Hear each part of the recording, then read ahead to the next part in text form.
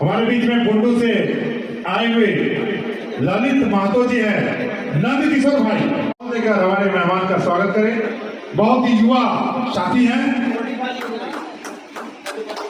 Golden party आइए sir.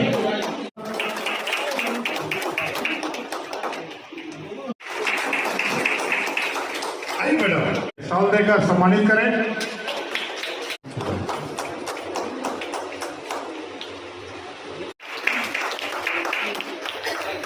Poonam जी आप आए और हमारे बीच में मधु जी आई है। अब चुप्पी देखिए हमारे के लिए, रफीक मोहम्मद भाई के लिए भगवान को क्या अपनाओगे? हम घूम रखते हैं कि भगवान को हम अपनाएंगे, मगर उससे पहले हमें इंसान को अपनाना पड़ेगा, जो कि रफीक भाई ने किया है। इंसानियत को जिंदा रखा है, इनके लिए ताली बजाते हैं। और अब चूंकि अपने वस्तु पर प्रकाश डालने के लिए चंद शब्दों में बुलाता हूं सोसाइटी हमें इस पर आज चूंकि देश रत्न जी का, डॉक्टर राजेंद्र प्रसाद जी का जन्म दिवस है, हम उनकी जीवनी पर चर्चा करने को नहीं है, क्योंकि सभी विद्वान अधिवक्ता हैं, हम जानते हैं उन्होंने क्या किया, कैसे किया।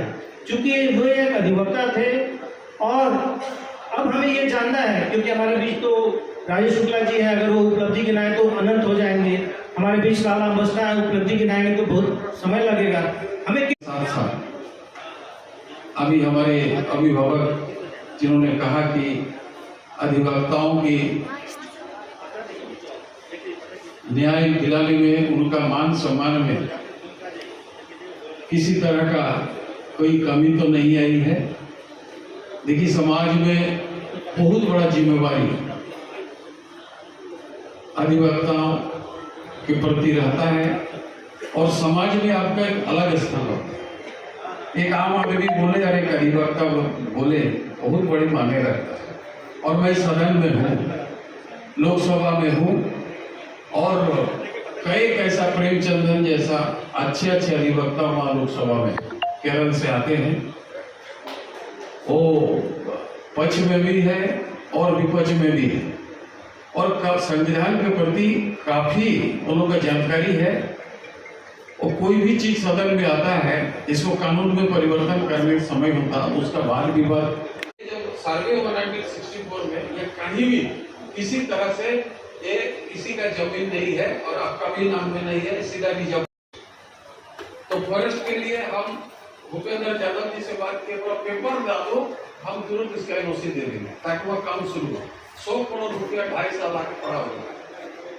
और सीरिया जी बोले अगर पेपर आ जाएगा, हम 2-2.5 करोड़ और देंगे। और one of the best airport हम धर्मगढ़ में बनाना चाह रहे हैं, सीरिया जी का है। किसी न किसी न्यायपालिका में आए, सभी लोगों का पैर छू के आशीर्वाद दीजिए उत्तम जी। तो लॉ डिफेंस एक एकेडमी के रूप में काम करता है। अपने यहाँ से अच्छे लॉयर्स निकाले, अच्छे मजिस्ट्रेट निकाले।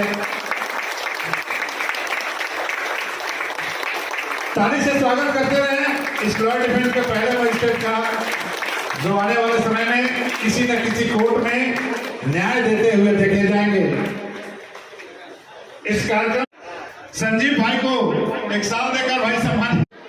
आज फुल कोर्ट है, बहुत से अधिवक्ताओं का सेकंड हाफ में 2 बजे से बेल रहा होगा, अपने जूनियर को लेकर के आ गए होंगे, या जो जूनियर भी जो आए हैं कहीं न कहीं अपनी त्याग छोड़ के आए हैं कि नहीं, हमें लॉयर डिफेंस के कार्यक्रम में जाना है, हम उनके सेमिनार में हमको सहभागी बनना है। तो आप चुनौती फेस कर रहे हैं मित्रों। अभी मैं देख रहा हूँ कि जो इन्होंने डिमांड रखा है कि 2400 अधिवक्ता हम जमशेदपुर में है, लेकिन मुश्किल से अधिवक्ता इस बार में करीब 800 से लेके 1100 आता है। लेकिन मित्रों, यहाँ मधु जी बैठे हैं, शुक्ला जी बैठे हैं, हमारा ये कहना है कि बहुत से अधिवक्ताओं का देहांत हुआ, लेकिन अभी उन्हें ट्रस्टी का पैसा नहीं मिला। मैं ऐसे अधिवक्ता को जानता हूँ कि यह विषय पर अधिवक्ता 10 साल 5 साल से प्रैक्टिस कर रहा था, वो मर गए इस कोरोना की पीरियड में, लेकिन उसकी स्थिति घर की अच्छी नहीं है। एकाध के परिवार के लोग हमसे बात करते हैं, उनको पैसा नहीं मिला। तो बार काउंसिल के वाइस चेयरमैन जी बैठे हैं, चूंकि झारखंड सरकार भी के प्रतिनिधि यहाँ नहीं है कोई, लेकिन बात करना चाहिए कि अधिवक्ताओं का पैसा मिलना चाहिए। आके बोलने का आदत है, हम जितना है नहीं मेरा उतना बड़ाई किया जा रहा है, सब पुराने साथी लोग मेरा है। धन्यवाद और अच्छा लगा आज हम लोग एक साथ जमशेदपुर में अधिवक्ताओं के साथ दो शब्द बोलने का मौका मिला। मैं सभी मेरे गुरु गार्जियन लोग को एक साथ जमा इकट्ठा जोहार करता हूँ। इधर सब साथी लोग को, बड़ी बहन छोटी बहन सभी को, भाई लोग को एक साथ मैं जोहार करता हूँ। मेरा जोहार को स्वीकार किया जाए, प्रणाम को स्वीकार किया जाए। मुझे अच्छा लगा कि आज हम लोग एकत्रित हुए हैं, लेकिन एक समाज को संदेश भी जाना चाहिए कि अधिवक्ता हम क्या हैं।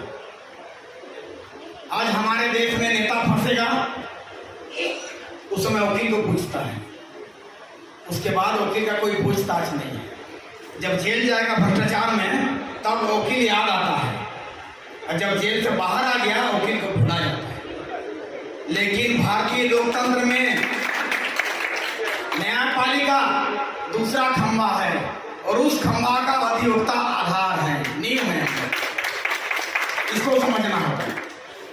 न्यायपालिका का हम लोग नींव है, आधार है, फाउंडेशन है हम लोग, और इसको नहीं समझ पाएगा समाज तो आज हमारा समाज अधूरा है। अब टीचर को हम बोलेंगे वो बेचारा कितना, आपका बच्चा ट्यूशन पढ़ा सकता है। एक गाड़ी है, सबसे इंपोर्टेंट पार्ट क्या है? इंजन है, सब चीज है। 50 लोग पैसेंजर बस में बैठे हैं, लेकिन गाड़ी किधर घूमता है? जिधर स्टीयरिंग बोलता है। हम लोग स्टीयरिंग, चौथा खंभा में हम लोग दूसरा खंभा है। सदन कानून बनाता है और थाना से सुप्रीम कोर्ट तक उसका रखवाली करता है, और उस रखवाली करने में सबसे अहम भूमिका अधिवक्ताओं की। इसको नहीं भूलना चाहिए। और ये जहां तक मांग पत्र, अब मांग पत्र बहुत हो गया, हम लोग दूसरा को मांग पूरा करने वाले होते हैं। अब हम लोग का आवाज उठाना होगा। सिर्फ चरखा चला कर देश आजाद नहीं हुआ है। अगर कोई सोचता है कि चरखा चला कर देश आजाद हो गया है, सबसे बड़ी भूल की बात है। सुभाष चंद्र बोस, भगत सिंह, चंद्रशेखर आजाद, रघुनाथ महतो, मेरे गांव के बिरसा मुंडा, ऐसे हजारों लाखों शहीद हुए हैं, तब जाके देश आजाद हुआ है। चरखा चला के सिर्फ नहीं हुआ। आवाज बुलंद करना होगा। सिर्फ चुनाव लड़के झारखंड और राज नहीं हुआ है, ना देश आजाद हुआ था भारत देश, उसके लिए संघर्ष करना पड़ता है। और वकीलों के प्रति मेरा सम्मान इसलिए है कि झारखंड आंदोलन में 23 बार जेल गया हूँ, 27 मुकदमा रहा। लालू जी उग्रवादी घोषित कर दिए, गुंडा लग गया, 16-17 महीना पेड़ पौधा में रहे। इंद्रजीत गुप्त गृह मंत्री थे तब मेरा उग्रवादी होता नहीं रहते तो मैं जेल में सड़ के मर गया होता। जितना आईपीसी सीआरपीसी का कोई ऐसा धारा नहीं है ना जो मेरे ऊपर नहीं लगा। 323-24 तो हम लोग कुछ समझते ही थे, उस समय 324 354 अवेलेबल था। कितना आर्म सेट लगा। लालू जी बोले झारखंड में लाश पर बनेगा, हमने भी इंटरव्यू में दिया कि तुम्हारा लाशे पर बनेगा। राजपाल के साथ इंटरव्यू हुआ, दिखाया जीटीवी, 3 दिन संजय शाह है, हमको ले गया कोर्ट। एडीजी 1 थे शकुंतला सिन्हा जी, ईश्वरी प्रसाद सीएम थे। वहां मैंने कहा हम लोगों को कि सर मेरे ऊपर इतना इल्जाम क्यों, हमारा राइट है पूछने का, हमको क्यों अरेस्ट किया गया है? नहीं आप पर देशद्रोही का केस और ये आपका आर्म सेट कितना लगा है। हम सब लगा है तो मेरे घर से भेड़ दी तो दिया क्या? तो तमाम थाना बोलता है सर जीटीवी का कैसेट लाए हैं, इसमें दिखाया गया है। हमने कहा जीटीवी में तो अमिताभ बच्चन रोज गोली मारता है, तुम कह दो उसको पकड़ा। साधारण सा केस में भी 379 में भी तुम 414 412 चाहिए, डकैती में भी तुम्हारा माल प्रूफ नहीं हुआ तो तुम टीआई प्लेट चाहिए, कि ऐसे ही तुम सजा दे दोगे? नहीं दोगे, मेरे ऊपर क्या प्रूफ है? नहीं इन्होंने ऐसा कहा था लालू यादव पर। हमने हाँ सर कहे थे, हम न्यायालय में बोल रहे कहे थे, लेकिन क्यों कहे थे? लालू यादव जी जाकर मेरे लाश पर बनेगा बोला, राबड़ी दे और पत्नी से खटपट होगा। जहाँ 498 का मामला है समझो घर टूटा। आज मेरा ही मैंने कार्यपालिका, न्यायपालिका और विधायिका और पत्रकारिता में अनुशासन संबंध नहीं बना है, जिसके चलते भारतीय लोकतंत्र व्यवस्था टूट रहा है। इसको कौन समझेगा? आज आप जैसे लोग अधिवक्ता ही इसको लाइन में ला सकते हैं। गिरहनी ही पति को और बच्चों को दोनों को कोई कंट्रोल करेगा, वो गिरहनी करता है। और गिरहनी के रूप में हम लोग अधिवक्ता को रोल में आना होगा, वो भूमिका निभाना होगा, तब जाके भारतीय लोकतंत्र हम लोग सही रास्ते में रेल पटरी में आए। छोटी मुँह बड़ी बात, क्षमा कीजिएगा।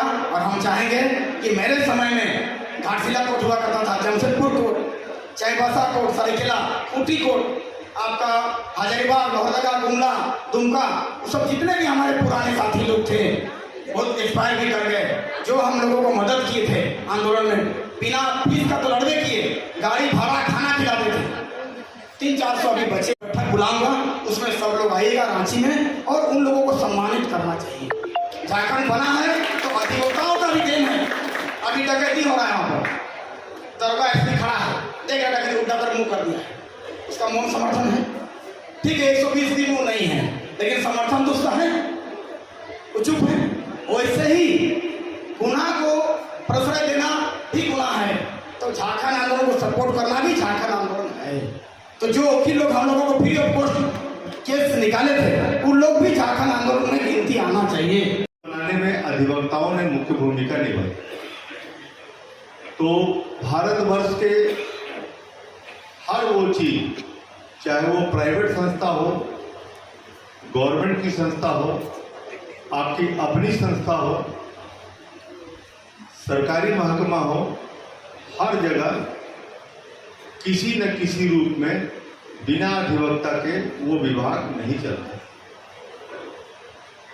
जैसे ही सरकार की बात आएगी, आपके पक्ष को कौन रखता है? एजी साहब। वो कौन है? अधिवक्ता। तो आप ये मान के चलिए कि ऐसा कोई भी काम बिना आपके सहयोग के नहीं हो रहा है, चाहे वो गलत ढंग से हो रहा है या सही ढंग से हो रहा है, हर जगह हम ही हैं, और इसको समझने की जरूरत है।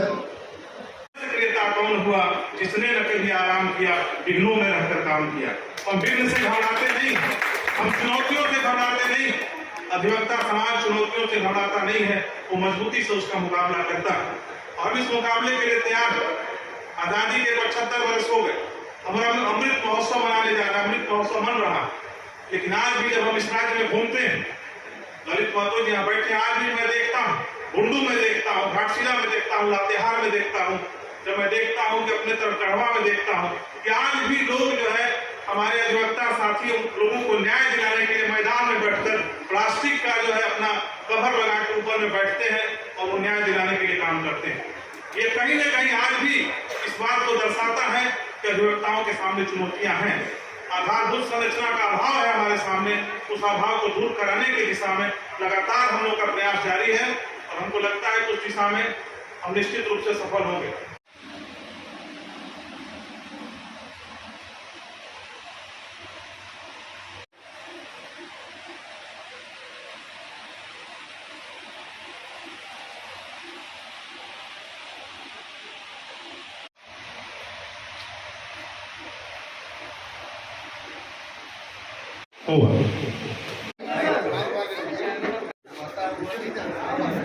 ले लो रामू।